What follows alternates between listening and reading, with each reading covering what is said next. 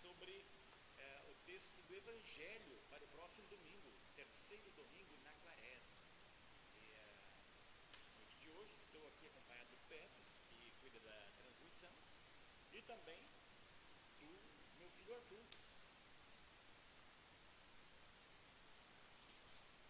Nós cantamos o primeiro hino do Inário Luterano, Santo, Santo, Santo, hino número 154. Convidamos vocês aí a compartilharem essa live, né? Contem para os amigos de vocês o que vocês estão fazendo nesse momento. Estão assentados aos pés de Jesus Cristo, né? Valorizando a palavra de Deus. É muito importante a gente dar esse testemunho, né, para os nossos conhecidos. Muito bem, vamos lá. Cantamos o primeiro hino, vamos logo ao segundo hino, filho. A Paixão do Salvador, o hino número 92 do nosso inário, hino próprio do período de Quaresma. Vocês cantaram o hino A Paixão do Salvador.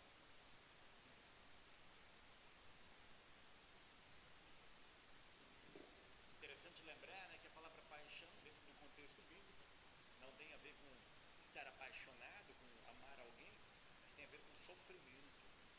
A paixão, ou o padecimento, né, de Jesus Cristo, é o sofrimento dele em nós. Então vamos lá. A Paixão do Salvador.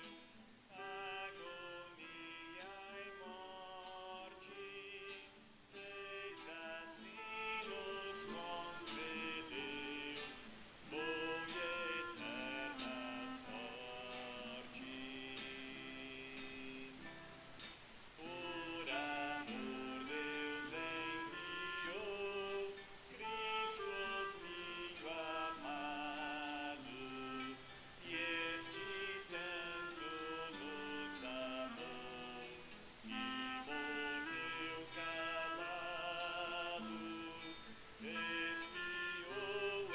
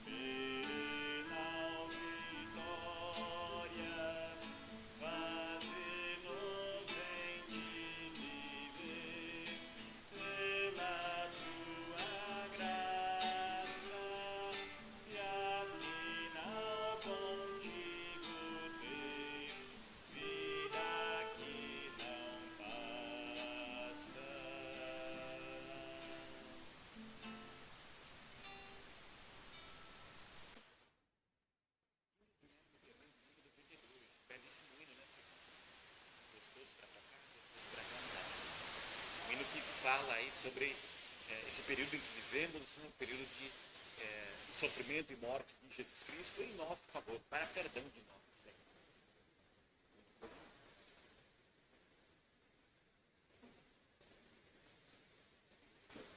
Vamos ver quem participa do estudo com a gente, filho? Está conosco aqui a Márcia Ribeiro, de Aragarças, Goiás. Seja bem-vinda, Márcia. A Rosmari Pesque Pavlovski, lá de Balsas, Maranhão. Seja bem-vinda, Rosmari. O João Bosco Pereira, da cidade de Oliveira, Minas Gerais. Seja bem-vindo, João Bosco. A Ilse Ramos, lá do Itengá, estado de Mato Grosso. Seja bem-vinda, Ilse. Almir também. A Ladi Keller, de São Gabriel da Palha, estado do Espírito Santo. Seja bem-vinda, Ladi. A Sueli Coller, nossa vizinha, né? Seja muito bem-vinda, Sueli, madrasta do Rafael, do Carlos Rafael. Flávio Pavlovski, de Balsas, Maranhão. O João Bosco aqui faz o comentário dele que o som está baixo, né? E estamos testando alguma coisa diferente aqui um pouco. E, por favor, continue com esses comentários aí que nos ajudam bastante. A Rosa Aberman, saúde a todos, desejo um bom estudo bíblico a todos. Para Ilse também o som está baixo.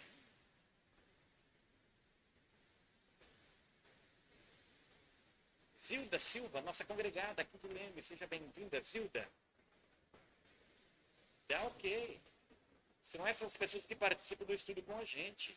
E nós vamos lá, vamos ao texto. Que a presença do nosso bondoso Deus Pai, Filho e Espírito Santo esteja conosco nesse momento de meditação e estudo na sua palavra. O texto de hoje é do Evangelho, conforme Lucas, capítulo 13, versículos 1 a 9. Filho, vamos lá, primeiro versículo.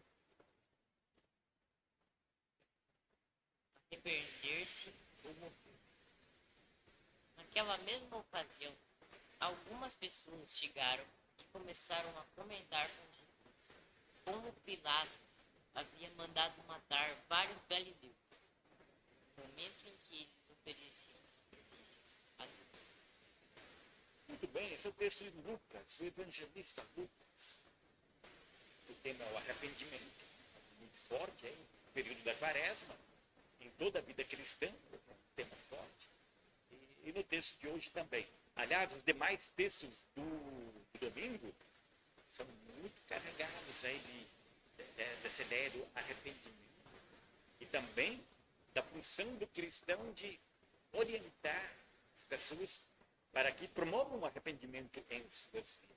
O Antigo Testamento, né, fala bastante sobre a pessoa do atalaia. Então vamos lá, né? Jesus Cristo está no caminho para Jerusalém e ele se depara então com algumas pessoas que começam a conversar com ele. Talvez ele até seja próximo a Jerusalém, né? E algumas pessoas comentam com ele como Pilatos, o procurador romano, o chefe romano da terra de Israel, também de Jerusalém, né? Superior inclusive ao rei Herodes, que era um rei de origem, tinha um parentesco com o povo judeu, e também ele tinha o título de rei, embora ele fosse um rei inferior ao romano. Na prática, o rei romano mandava mais. Ele tinha um exército romano para seguir as suas ordens ali em Israel. Enquanto que o rei Herodes, ele não podia ter exército próprio. Ele era um rei meio que de fachada. Talvez ia ter alguns soldados ali para fazer a sua segurança pessoal, mas ele não podia montar um exército para fazer frente ao exército dos romanos. Muito bem, estamos procurando dar uma melhorada aqui no som, né? Procurar fazer chegar mais perto o microfone aí de nós, né? Tomara que ajude e que você consiga ouvir aí de maneira mais clara, né? Na sua casa, né? Talvez tenha ouvido o barulho que o Arthur fez com a cadeira aí também, né? Quando foi afastar a cadeira. Muito bem, então Jesus Cristo, ele está ali e ele está se dirigindo a Jerusalém, as pessoas começam a conversar com ele e fazem esse comentário, né? Que o Pilatos, ele havia mandado matar vários galileus no momento em que eles ofereciam um sacrifício a Deus. E aí, a pergunta que fica no ar, não está no texto bíblico aqui, né, mas é o que esse povo estava querendo com esse comentário feito para Jesus Cristo. Será que era uma crítica política para o Pilatos? Uma crítica dizendo que o Pilatos ele foi tirano, ele foi cruel, ele mandou matar gente? Ou será que era um comentário a respeito da má sorte? Se é que existe sorte, né? Mas da tristeza, né? Da situação desses galileus que morreram justamente nesse momento em que vieram do norte para Jerusalém e no templo então estavam oferecendo sacrifício e foram mortos, de maneira que o sangue deles foi misturado com o sacrifício que eles estavam fazendo. E aí para o povo ficava aquela ideia: esses galileus eram gente má, porque Deus castiga os maus. Os pecadores que cometem pecados mais graves, eles são mais punidos, mais castigados por Deus, eles sofrem mais. Havia essa ideia, e hoje essa ideia ela permanece. Tem muita gente que pensa isso. O sujeito é bonzinho, então ele não vai ter nenhum sofrimento na sua vida, ele não merece o sofrimento. Já se a pessoa é má, você vai ter que sofrer bastante para pagar pelos pecados aqui, agora, enquanto está vivo ainda. Isso não tem muita base bíblica. E é o que Jesus Cristo diz aqui para nós. Se alguém tem alguma dúvida, qual é o objetivo dessas pessoas quando conversam com Jesus? Se o objetivo é fazer uma crítica para o Pilatos, ou fazer uma crítica para os galileus, um comentário meio venenoso, né, querendo dizer que o povo da Galileia não prestava, e o próprio Jesus foi educado lá na Galileia. E o povo de Jerusalém e de Judá, eles menosprezavam o povo da Galileia. Então esse comentário é preconceituoso, é racista, da parte dessas pessoas que conversam com Jesus. Filho, vamos lá, vamos ver o que Jesus Cristo responde para eles. Então Jesus disse: vocês pensam que, se aqueles galileus foram mortos desse jeito, isso quer dizer que eles ficaram mais do que outros galileus? E a ideia é justamente essa. E isso era cultural na época. A gente vê isso também em outros episódios bíblicos, né? Onde algumas pessoas elas foram acusadas, né, de que estavam sofrendo porque haviam pecado muito. Aconteceu isso com Jó, aconteceu isso também com outras pessoas aí do período bíblico. E Jesus então confronta essas pessoas, né, que tinham essa ideia e que conversaram com ele. Provavelmente essas pessoas que conversaram com Jesus eram de Jerusalém, ou eram da terra de Judá. Né? E Cristo confronta e pergunta, né? Vocês estão pensando que, por causa do tipo da morte que eles tiveram, eles eram piores do que outros galileus? E aí a resposta de Jesus continua, versículo 3, filho. De modo nenhum. Eu afirmo a vocês que, se não se arrependerem dos seus pecados, todos vocês vão morrer como eles morreram. E aí o recado para eles e para você também, para todos nós. Arrependimento. Arrependimento é uma parte fundamental da vida cristã. Se tem uma palavra que resume as leituras bíblicas do próximo domingo, é arrependimento. Mudar de ideia, mudar de opinião, reconhecer o erro com tristeza, com pesar, e voltar para Deus pedindo perdão, ou voltar também para o semelhante, a quem você ofendeu e afligiu, pedindo perdão. A palavra arrependimento é importantíssima aqui. É o que Jesus Cristo diz para essas pessoas que vieram com essa crítica para gente que já havia morrido. De modo nenhum. Aqueles galileus, eles não eram mais culpados do que ninguém.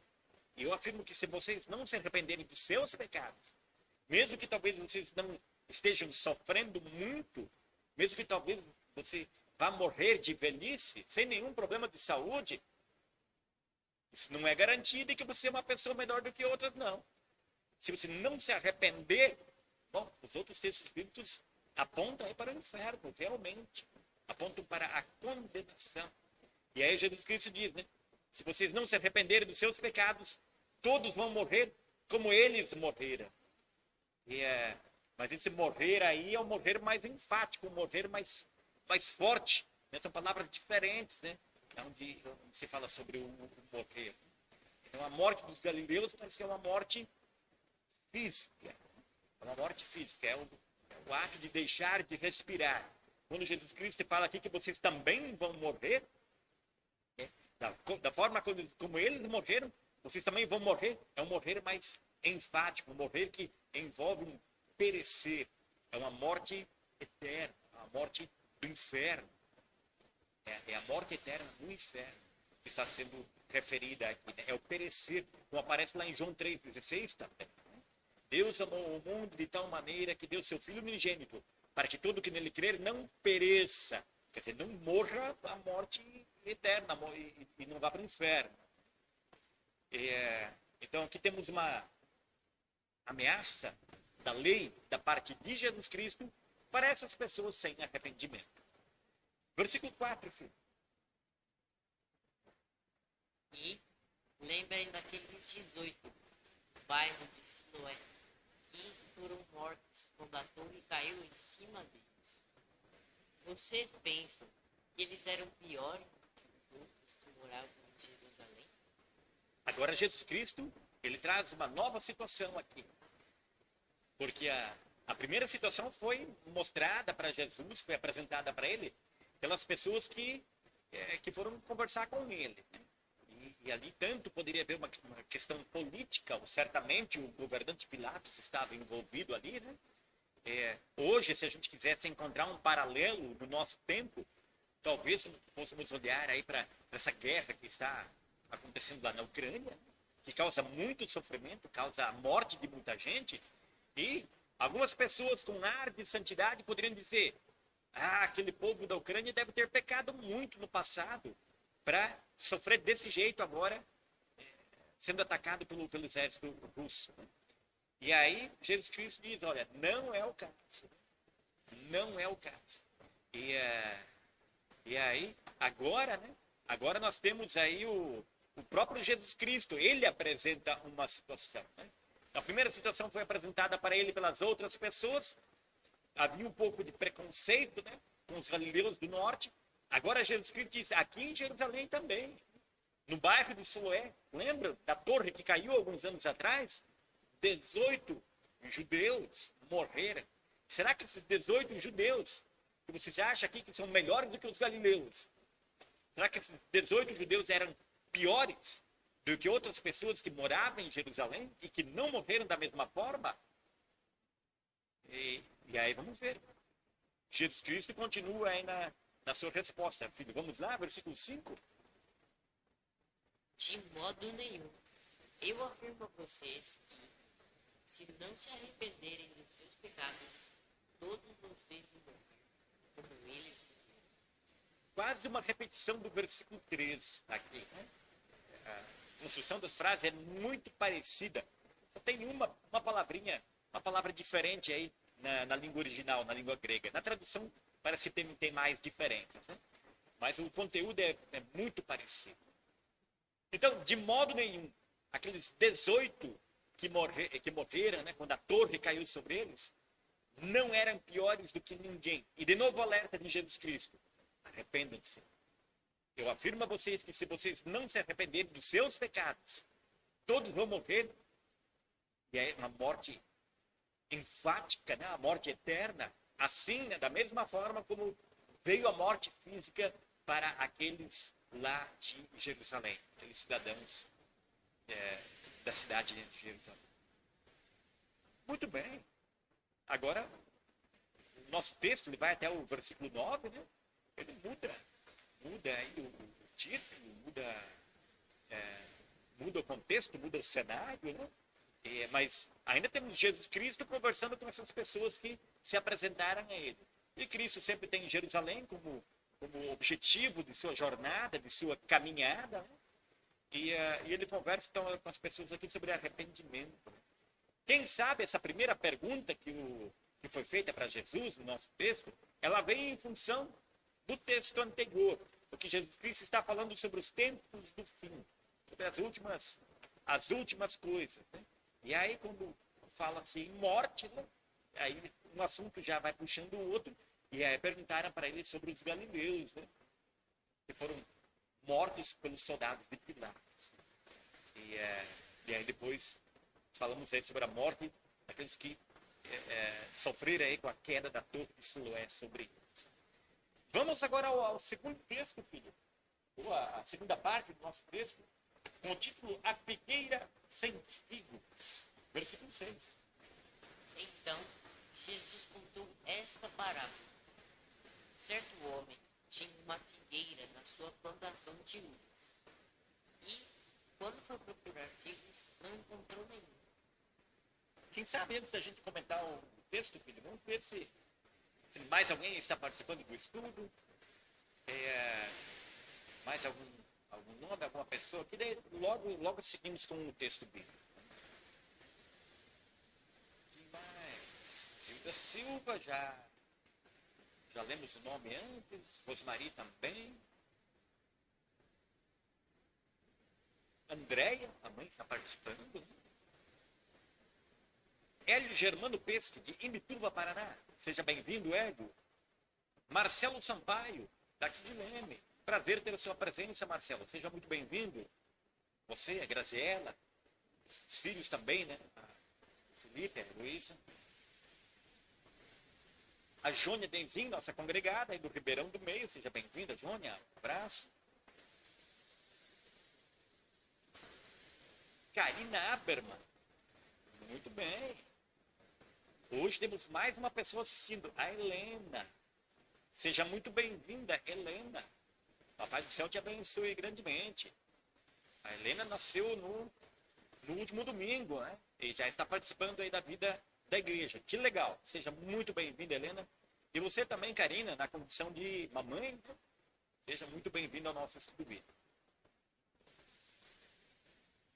Erno First. Erno, lá do Mato Grosso, de Piratininga. Seja bem-vindo, Erno. Toda a família também, né? Tua esposa, Terezinha, os filhos. Arnilda Schwank, do estado do Rio Grande do Sul, né? Está com a gente. Solange Brandenburg, de São Gabriel da Palha, Espírito Santo. E a Elisa Carlota Pisani, de Limeira, cidade vizinha aqui, a nossa, né? E temos a nossa igreja lá também, né? E a Elisa Carlota Pisani, então, é dessa congregação de Limeira. Seja muito bem-vinda, Elisa. Seguimos com o nosso texto. Então, voltamos ao versículo 6, que o Arthur já leu. E aí, filho, o que você acha? O que tem de estranho no texto? Jesus conta uma parábola. O que tem de estranho no que Jesus começa a falar? Um homem tinha uma figueira na plantação de uvas. Né? Ele não deveria ter uma figueira numa plantação de figos. Mas ele tinha, na verdade, uma videira, uma parreiral. E ali num canto tinha uma árvore diferente, né, com uma fruta diferente, uma figueira. Né? Ele não gostava só de uvas, quem sabe plantava uvas para produzir vinho. Né? E a figueira era para o consumo dele apenas. E quando foi procurar figos, não encontrou nenhum. A gente também, né? Quando pode ter uma árvore frutífera no quintal de casa, né? Sempre é bom, né? E hoje, alguém que tem aí uma plantação de soja, de feijão, não é por isso que vai deixar de ter árvores frutíferas. Né? Então, não é estranho, né? Que esse proprietário dessa videira, parreira, tenha uma figueira na sua plantação. Vamos ver o que acontece na sequência. Versículo 7. Aí disse ao homem que tomava conta da plantação: Olhe, já faz 3 anos seguidos que venho buscar figos dessa figueira e não encontro nenhum. Corte esta figueira, porque deixava continuar tirando a força da terra de produzir. Muito bem, aí o dono da vinha e da figueira também fala para o viticultor, para o funcionário que cuidava, né, da propriedade dele. Ó, já faz 3 anos. É muito tempo, 3 anos. Né? Você planta uma árvore, espera ela crescer, e quando ela chega no ponto de produzir frutos, você não colhe, né? não tem frutos. E daí vai no ano seguinte, também não tem frutos, no ano seguinte também. Bate o desânimo, né? Para que essa figueira vai ficar ocupando a terra inutilmente? E a figueira não é tão pequena assim, ela pode crescer e ocupar aí o espaço que poderia ser aproveitado de maneira melhor, né? Plantando, quem sabe, mais uvas, né? Mais pés de uvas. E aí veio a palavra final, né, deste dono da vinha: corte a figueira, corte ela. É Jesus Cristo contando essa parábola para dizer: olha, acabou, né?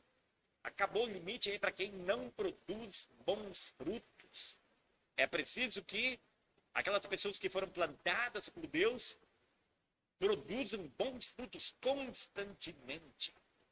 E é isso que está sendo dito aqui nessa parte do texto. E se alguém não faz nada, está ali ocupando inutilmente a terra, e vai embora. E vai embora. Seja eliminado. E aí outros textos bíblicos falam, né, da condenação ao inferno, né, de maneiras diferentes. Né? Falam em cortar a figueira e jogá-la no fogo para ser queimada. Né? E o joio também, né, isso deveria acontecer com o joio. Então, uma figura muito forte de lei aqui. Temos Jesus Cristo já falando uma exortação ao arrependimento no texto anterior. E aqui, então, fala da inutilidade de quem não produz bons frutos na vida cristã. Versículo de número 8. Filho. Mas o empregado respondeu: patrão, deixa a figueira ficar mais este ano. Eu vou afofar a terra em volta dela e pôr bastante adubo. Isso. Esse trabalho é importantíssimo. Né? Aí, o viticultor ele se compromete a fazer aquilo que nós, aplicando na nossa vida, nos nossos dias, vamos comparar aí com o fato de nós cristãos anunciarmos a palavra do Evangelho, a palavra da salvação em Jesus Cristo. Que é unicamente isso que pode mover os corações a nortear essa vida e tornar essa vida mais amorosa, mais tranquila, mais amena, mais suave. Então, o empregado aqui, ele intercede em favor dessa figueira para evitar a condenação dela. Ele diz: olha, deixa a figueira ficar mais este ano. Eu vou afofar a terra. Era um serviço duro para ser feito ali na terra de Israel. Pegar e escavar a terra, deixar ela fofinha. Então, quem vai trabalhar duro aqui é o viticultor, é o cuidador da terra. Poderíamos compará-lo a Jesus Cristo, né? Ele que faz a principal obra na salvação de todos nós. Né? Jesus Cristo que foi até a cruz, morreu e pagou pelos nossos pecados. Né? E dessa forma nos dá perdão de pecados, vida e salvação. Então, temos aqui uma figura do próprio Jesus Cristo, ele que está contando a parábola, ele guarda um espaço para ele, né? O dono da terra, o dono da figueira seria o Deus Pai, né? E ele, o viticultor aqui é o próprio Jesus Cristo que intercede junto ao Pai em favor de pessoas pecadoras, pedindo: Pai amado, vamos dar mais um tempo, deixa eu semear mais amor, carinho na vida dessa pessoa. Quem sabe ela volte a produzir bons frutos. E é o versículo 9, o versículo final do nosso estudo hoje. Se no ano que vem eu der filhos, se não der, então mande plantar. Então, Jesus Cristo, ele pede mais um tempo ao Pai, né? Mas vai chegar a hora em que esse tempo vai acabar. Nós nos encontramos quando? Em que momento aqui? Né? Será que o nosso momento de hoje é o momento de acabar com a possibilidade de haver arrependimento e perdão na vida das pessoas? Não. Isso vai ser lá no juízo final. E quem determina quando a chance de perdão ela termina para as pessoas é Deus, não somos nós. Não somos nós. É Deus. A gente anuncia, né, a necessidade do arrependimento e o perdão que Cristo dá, nós anunciamos. Agora, o momento de dizer agora chega, agora acabou, isso está nas mãos de Deus e não em nossas mãos. Então nós estamos nesse período aqui, ó, nesse ano que ainda tem pela frente. E quando a gente fala em certos períodos dentro da Bíblia, às vezes não quer dizer um ano literal, né? Não é que agora, se alguém pecou, ele só tem um ano para se arrepender. Se não se arrepender nesse ano, pronto, ele vai ser condenado. Então, um ano aqui é um período longo, um longo período de tempo. Nós estamos nesse período. Convém que a gente pratique o arrependimento e a mudança de comportamento. Porque a gente não sabe quando vai chegar o fim. Pode ser que esse ano seja longo ainda à nossa frente. Pode ser que esse ano está no ponto de terminar. Quem sabe amanhã termina o ano que Deus deu para você ou para mim. Quem sabe hoje à noite mesmo. Então, é bom que a gente não deixe para depois o que pode ser feito agora, né? O que está ao nosso alcance, para que o arrependimento e o perdão sejam práticas.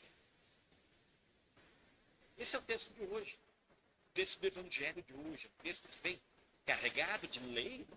O próprio Jesus Cristo anunciando aí a condenação de quem não se arrepende. E parece que Jesus Cristo ele é mais durão aí, enquanto ele conversa com as pessoas que estão perto dele, né? Ele rebate aí com força quando as pessoas chegam para ele para acusar outros, né? Dizer, mal dizer aqueles galileus lá.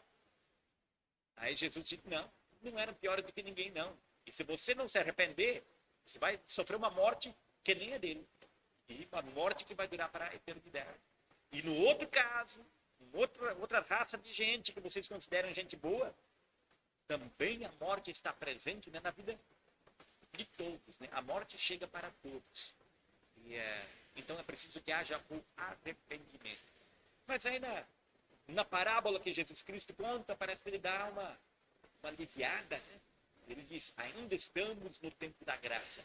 Eu, Jesus, estou intercedendo junto ao Pai, para que a palavra de Deus ainda tenha possibilidade de acesso às pessoas para que haja salvação.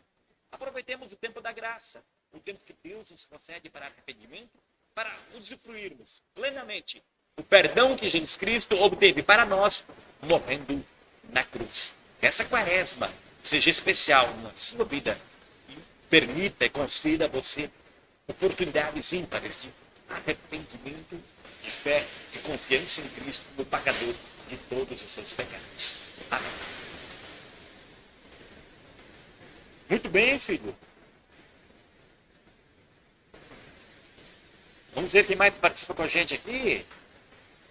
A Eline Naibert Berezowski, de Imbituva, Paraná. Um abraço para o povo querido de Imbituva. Saudades de Imbituva.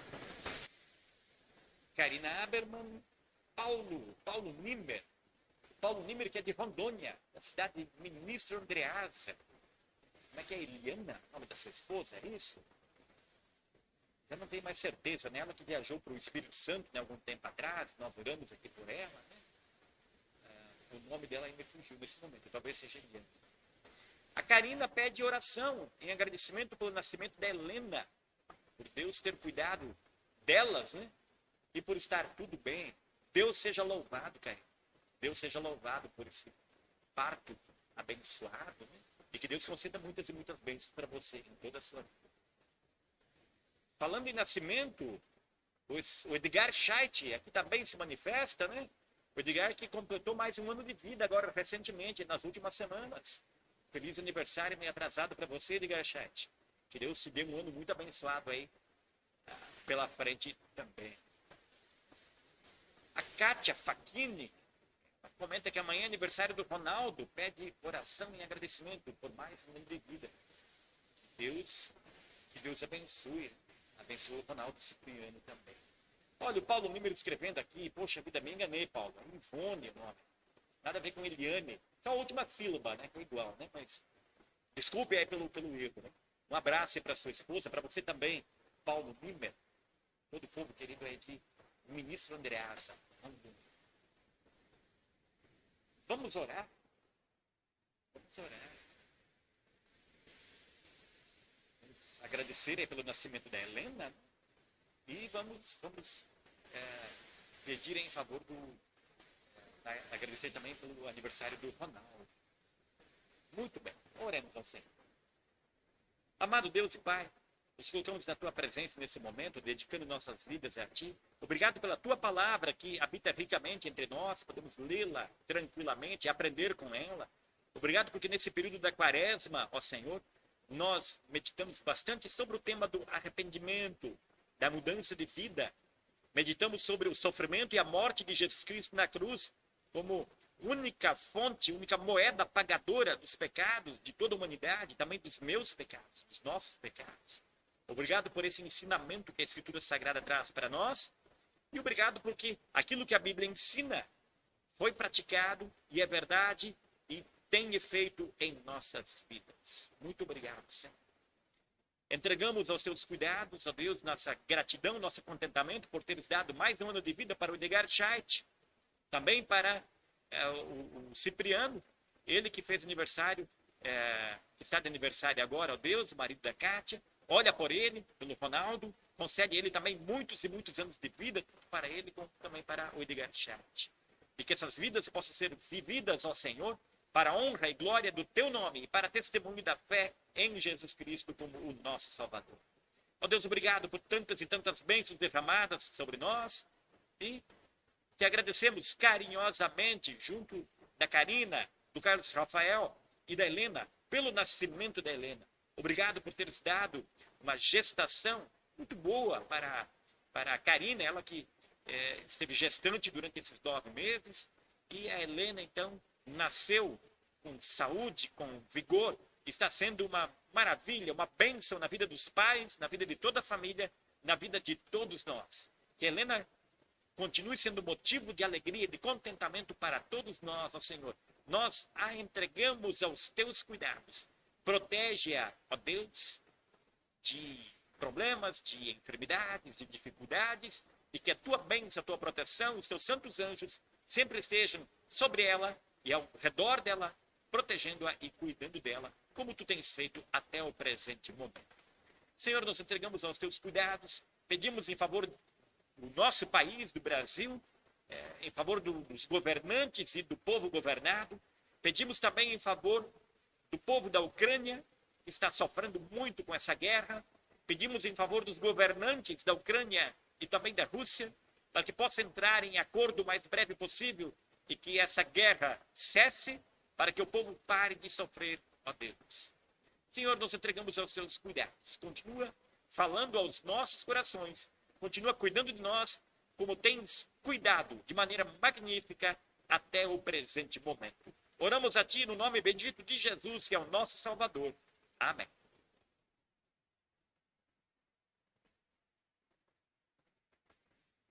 Muito bem, mais comentários aqui. A Zilda Silva agradece pela oração. E a Marta sai amanhã do hospital. Filha da Zilda. Que legal, que bênção, que bênção. Zilda, que Deus continue com a Marta, provendo saúde para ela. E para você também, Zilda, né, em meio às suas decisões que você tem por tomar, em meio à tua vida, e você seja muito abençoada, muito amada por Deus, assim como tem sido cuidada por Ele até o presente momento. Eni Brandenburg Schenemann, boa noite, seja muito bem-vinda.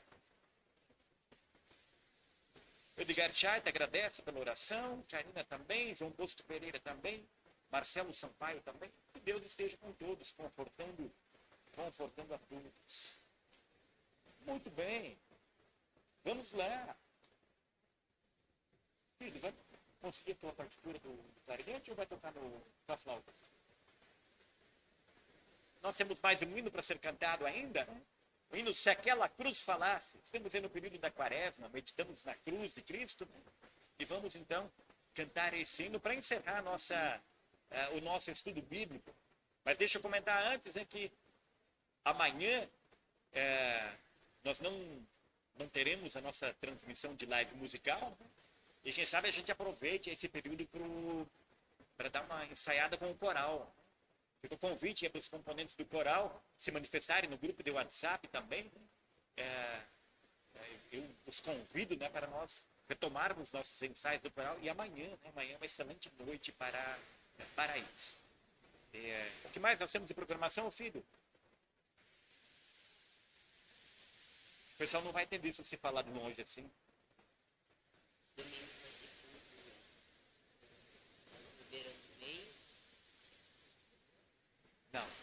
Só aqui, filho. No Ribeirão do Meio, no dia 27. Então, culto aqui em Leme, domingo, às 10 horas da manhã. Né? E está todo mundo convidado para vir aqui na igreja, participar do culto aqui da igreja. Aqui em São Paulo, ao ar livre, né, as máscaras já foram descartadas. Né? Nós, aqui na igreja, procuramos ainda manter as máscaras. Quem desobedece a essa regra, eu acho que é só eu, né? Só o pastor. Fica ruim para eu ficar falando muito aqui com a máscara, né? Atrapalha bastante. Mas eu fico longe das pessoas, né? E todos, né, sempre cuidaram muito, né, das máscaras. Cuidado foi muito legal, né? E a gente já tem uma outra pessoa aí relaxando um pouquinho, né? E isso é até normal, né? Porque a pandemia vem, os números vêm decrescendo, né? Vem diminuindo cada vez mais, né? E a gente começa a se sentir mais confiante. Mas é importante que os cuidados continuem, né? Para que a pandemia não volte. Mas teremos o culto presencial, são todos convidados. E aqueles que não puderem participar do culto presencial, são convidados para participar do culto online. Esses são os nossos avisos comunicados. E desejo a bênção do nosso bondoso Deus a todos os irmãos. Deus proteja, cuide, guarde a todos. Amém. E nós nos despedimos cantando Se Aquela Cruz Falasse.